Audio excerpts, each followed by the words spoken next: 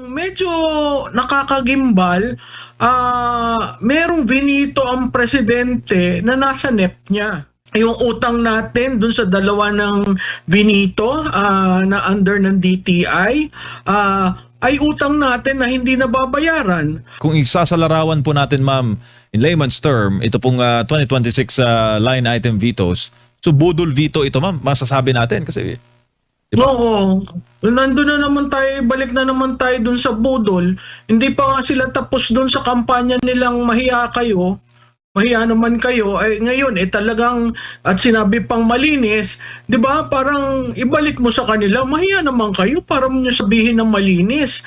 Just because you made the process transparent, and you involve certain NGOs in the process that makes transparent, just because you remove for flood control projects that makes transparent. Mind you, yung pagkakaalis at paglilimita ng infrastructure fund, infrastructure project, may impact yun sa Build Better More.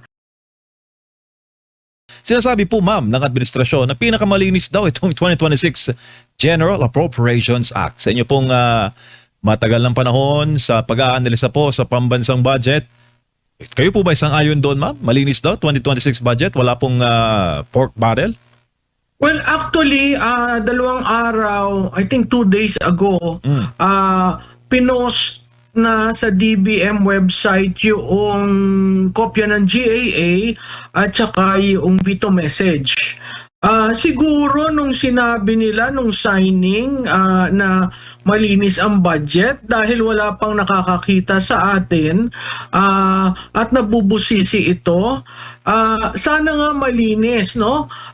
Pero sa pagkakita namin, may mga bagay na nawala, may mga bagay na tumaas o bumalon, at may mga bagay na sadyang kinukubli sa taong bayan. So, sa aking pananaw, ngayong nabasa ko na yung veto message at tinitingnan isa-isa namin ang pahina ng GAA, hindi mo mahuhusgahang malinis. Malinis dahil yun ang gusto nilang palabasin, na nag-react sila sa taong bayan, sa kagustuhang ng taong bayan na ang taxes natin ay magamit ng maayos. Malinis dahil binuksan nila ito, yung proseso, no? Pero makikita natin dun sa BICAM, merong inalis at binalik at lumaki pa. At ang medyo nakakagimbal, merong binito ang presidente na nasa NEP niya. So, siguro matatapos namin ang pag-aaral namin ng Lunes para maintindihan talaga namin ano yung inalis, ano yung inalis kunyari pero biglang lumaki, ano talaga ang under the discretion of the president. Kasi oo, dun sa sinasabi nilang 10 line items, 7 dun ang binito niya. Pero napakahalagang tingnan natin, yung 7 na yun maliliit, no? Yung tatlong naiwan, medyo kalakihan yon, pero ang nakakagimbal ang patuloy na pag-cancel sa foreign assisted projects, yung ating pondo, no? Nakakagimbal rin yung utang natin dun sa dalawa ng binito na under ng DTI, ay utang natin na hindi nababayaran. Doon din sa GAA, tinitingnan namin nasaan yung provision ng automatic debt payment. Kasi yung automatic debt payment, hindi na yan pinagdedebatahan sa Senado at sa Kongreso, nilalagay yon kadalasan sa huling pahina ng GAA, no? So dun sa repaso namin, kanina na-discover namin wala yung chapter na yon. So tinitingnan namin kung ano nangyari at tinitingnan namin kung yun ay pagkakamali lang ba sa paglilimbag o talaga may mali. So hindi ko masasabing malinis sa mga nakikita namin. Opo, ma'am. nabanggit nyo po na yung vetoed items mula sa NEP, National Expenditure Program. Di ba ang NEP galing sa Malacanang? So parang vinito niya sarili niya? Parang ganun yung labas? Yun nga, MJ, kami natatawa Labo naman. Kasi sabi ng staff ko, ma'am, galing ito sa budget niya, proposal. Sabi ko, sigurado kayo, tingnan nyo. Kaya ang ginawa namin ngayon, sana ang titingnan lang namin GAA. So dahil may nakita kaming ganon, sabi ko, bumalik kayo sa NEP at i-compare nyo. Kasi may nakita silang 2 items na nasa NEP at binito ng presidente. So patuloy yung aming pagko-compare at pagsasaliksik, katulad nga ng sabi ko, sa Lunes meron kaming ilalabas na report on that.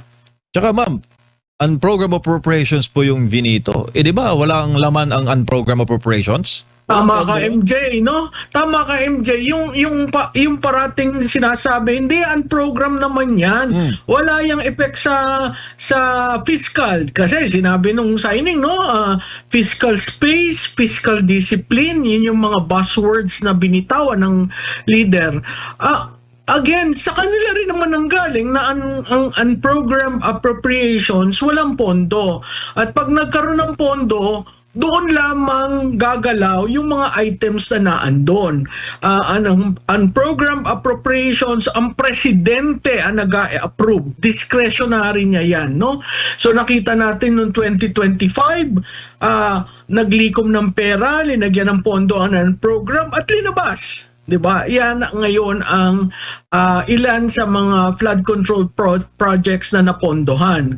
So tama ka dun sa sinabi mo na bakit mo ibinito yung 7 sa 10 line items under the unprogrammed appropriations? Wala namang pondo yon, di ba? So ibig sabihin, para lang siguro may mabito, ilagay nyo yan, ibibito ko yan. Ang konsepto, isinatabi na ang program fund ay wala pang pondo at pag nagkaroon ng excess revenue, tsaka popondohan.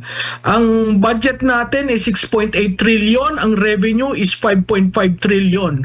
So talagang may kakulangan.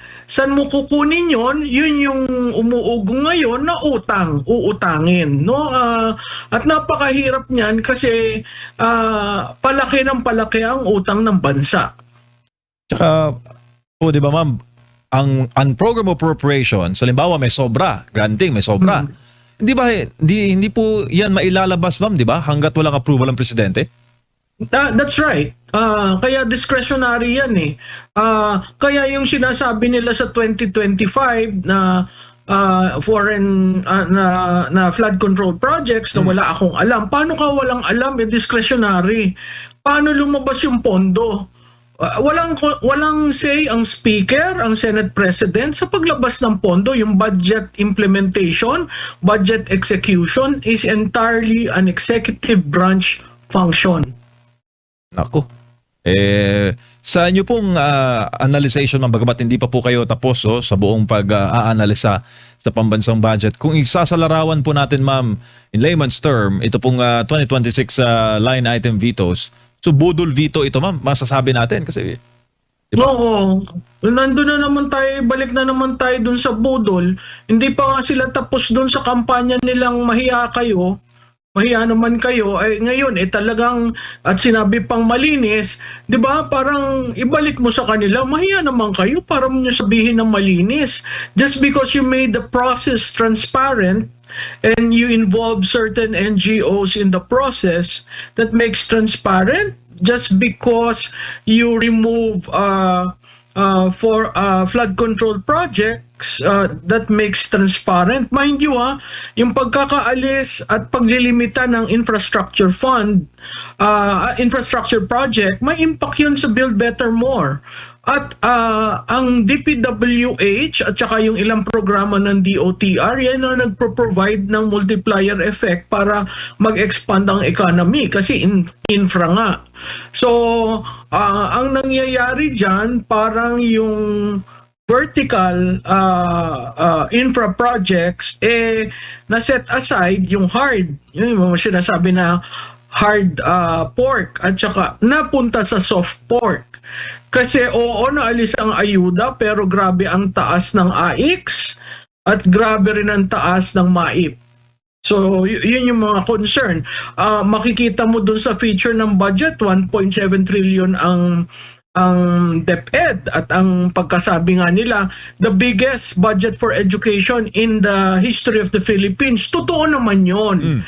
Pero pag binusisi mo yung budget ng DepEd, makikita mo dyan yung school building projects na dating DPWH ibinalik sa DepEd. So ang DepEd ang mag-execute. Pag tiningnan mo ang record ng DepEd ng 2025, only 22 school buildings were built. So pag binigyan ka ng 1.7 trillion at sabihin na natin 30% of that is school building, ang ating gap ang ating shortage is 170,000 school buildings. Kahit ka magtayo ng 10 school buildings a month, ang total nun 120. Meron pang balanse. Pero kaya pang magpatayo ng 120 school buildings a month ng DepEd na ang kanilang record noong 2025 ay 22 buildings lamang para sa buong taon. So that is problematic.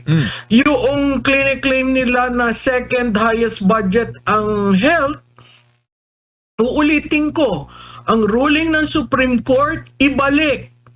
Hindi pondohan.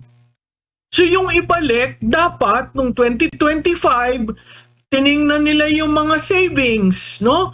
O kaya yung mga binabalik ng mga district engineers na pondo, ay dapat yun ang ginamit nila para maibalik yung 60 billion na kinuha nila sa PhilHealth na na-declare unconstitutional. Anong ginawa nila? Ginastos nila yung 60 billion, tapos nag-allocate na naman sila from another para ilagay sa PhilHealth at masabing, oy, ibinalik na namin. Paano ibinalik? Ang return, ang ibig sabihin yan, from the same budget, which is 2025. Ibalik nyo. Ang ginawa nila, nag-allocate sila. So para tayong 2 beses na prinito sa sarili nating mantika. Yun yung sa konsepto ng DOH. Ngayon, yung sumunod doon is agriculture and then DSWD. So, tinitingnan pa namin bakit lumaki ang agriculture in the light of all this bumababa ang inflation pero ang price ng produkto ay hindi naman bumababa. Doon nakakagulat, no? At yung isa ay DSWD, yun nga yung mga ayuda.